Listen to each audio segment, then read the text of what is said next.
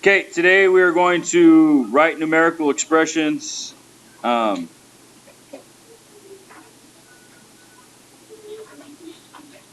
Using context clues from the problems that are in front of us. So, our first example today.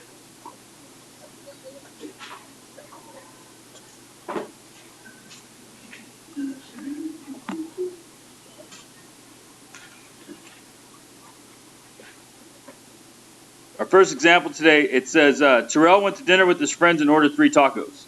Each taco cost $2, and he has a coupon for $1 off his purchase. We're going to be looking for the total cost of Terrell's purchase. All right. It is represented by the phrase multiply 3 by 2, then subtract 1. So we're going to write the total cost as a numerical expression. So in part 1 here it says, write the phrase in parts. So we're going to multiply 3 by 2. Okay? And then part 2 says, then subtract 1. So we're multiplying 3 by 2, and then we're subtracting 1. Just like the word problem says. Okay, after we've established this and we've laid out what our problem is going to be, we are then going to write each part as a numerical expression.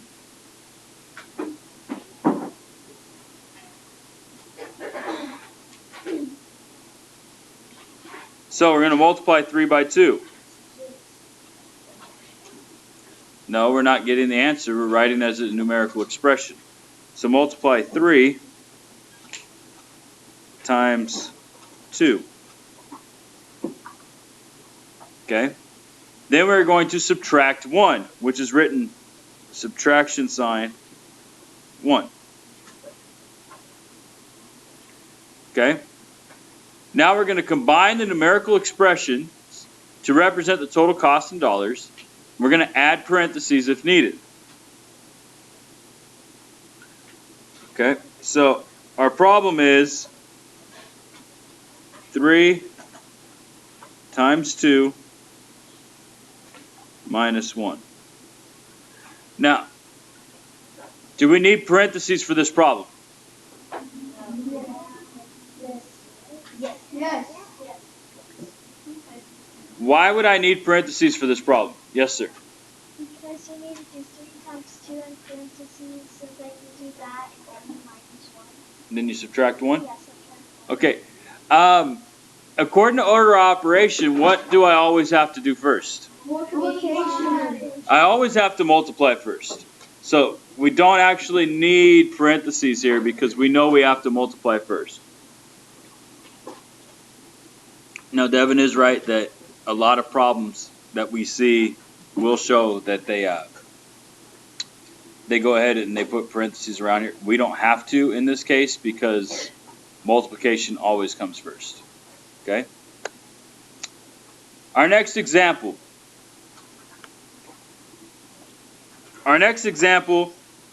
We have a group of friends that are going to a baseball game. Okay?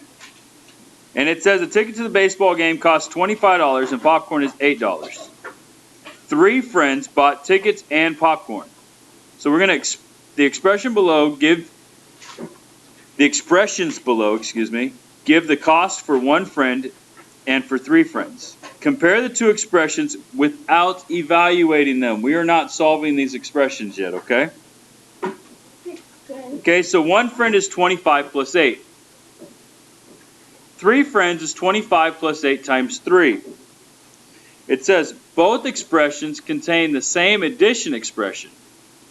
We're going to write the addition expression on this line. What is the addition expression? 25 plus 8. Very good.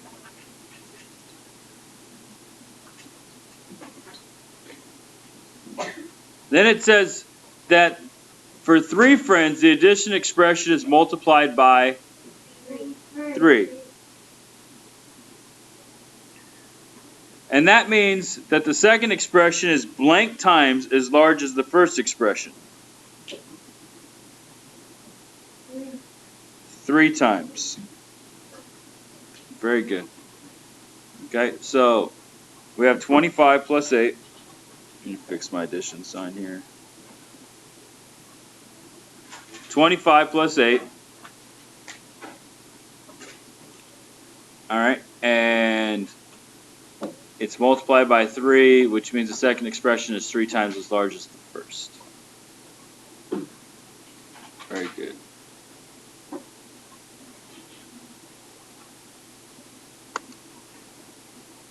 Alright.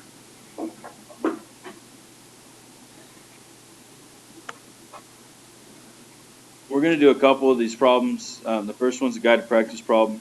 It's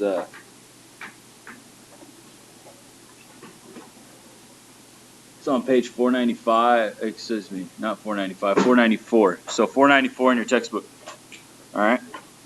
We're going to write the phrase add 7 and 11, then divide by 2 as a numerical expression. Okay? So part 1, we're going to write the phrase in parts. We're writing the phrase, not the numbers. Okay? So, part 1 of the phrase is what? 7 and 11. Divide by 2. Our first part of the phrase is what? Add 7 and 11. Add 7 and 11.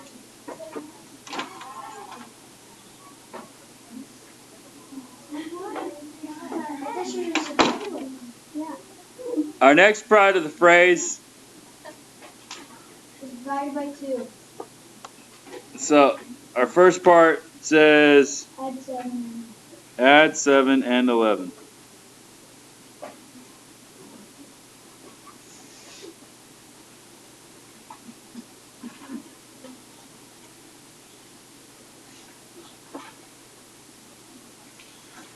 Our next part of a phrase Divide by 2. is divide by 2.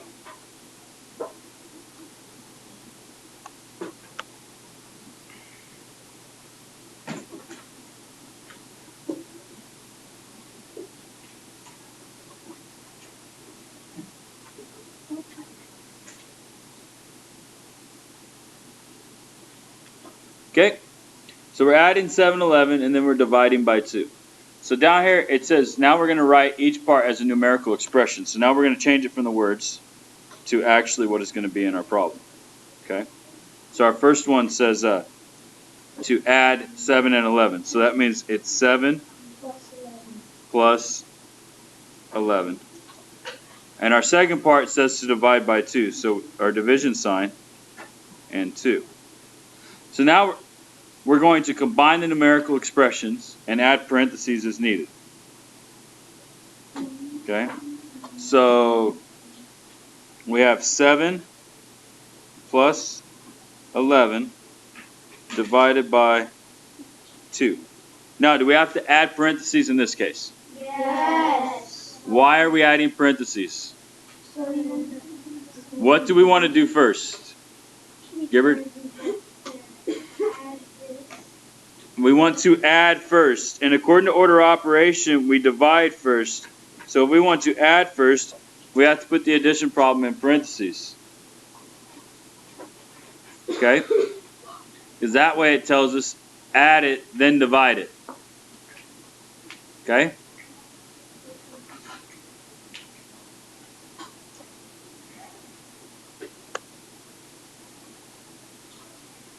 Now, you're going to write each phrase as a numerical expression. So, what I want you to do is to go through and, in order to show your work today, you're going to have to show the different steps that you're doing. So over here off to the side on your paper, you're going to say 15 divided by 3. And then you're going to add 13. And now you can take that part, since you've written it out over here, and you can write your answer, which is 15 divided by 3 plus 13.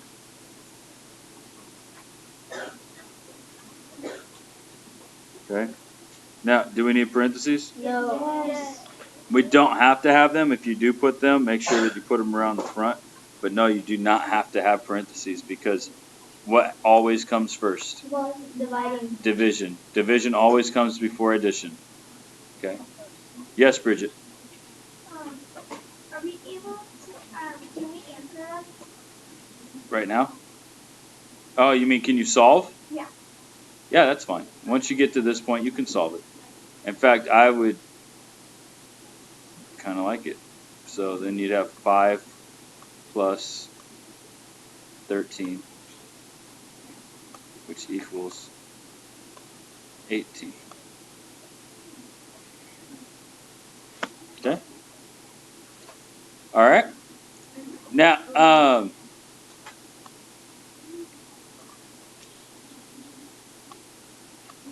independent practice. Okay. I'm going to do problem number 7 with you because it seems like word problems are one of the things that we have somewhat of a difficult time with, because your homework tonight is going to be the independent practice pages. Yes, ma'am. Yes, ma'am. Robin wants to find the area of the triangle below. To find the area of the triangle, multiply the base times height, then divide by 2. The base and height of the triangle are shown. Represent the area of the triangle with the numerical expression. So, first of all, it tells me that I have to multiply base times height. Okay, so I'm going to write that over here, because base times height. Now I look and I say my base is 4 inches. My height is 3 inches.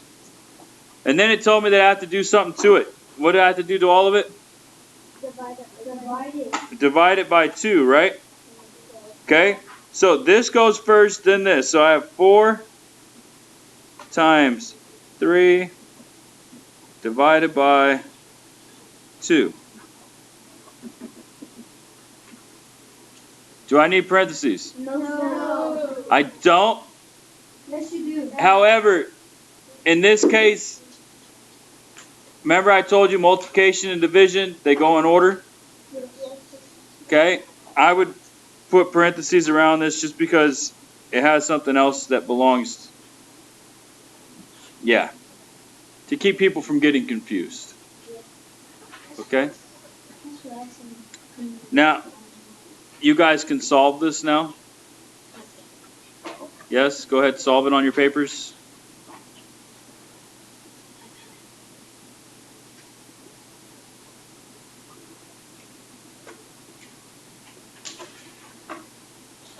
Who's going to walk me through it? All right, Cooper. So, 4 times 3 equals 12. So I put a little v under 4 times 3 and I write 12, right? All right. And 12 divided by 2. And that equals 6. So my area is 6 inches squared. Okay? All right. So tonight for homework, you're going to do the independent practice. I did problem number 2 with you, 1, 2, and 7. And you are going to go to problem number 11, which is building on essential. How do I compare the numerical expressions without calculating them? Okay? I will give you a hint. See this part right here?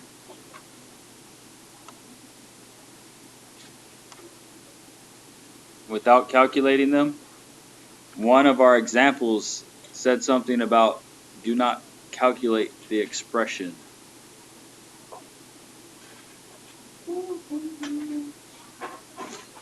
So make sure you use that example to answer this question. Okay? Don't forget, Math Help Tuesdays and Thursdays from 8 to 8:30. If you need it, come and see me.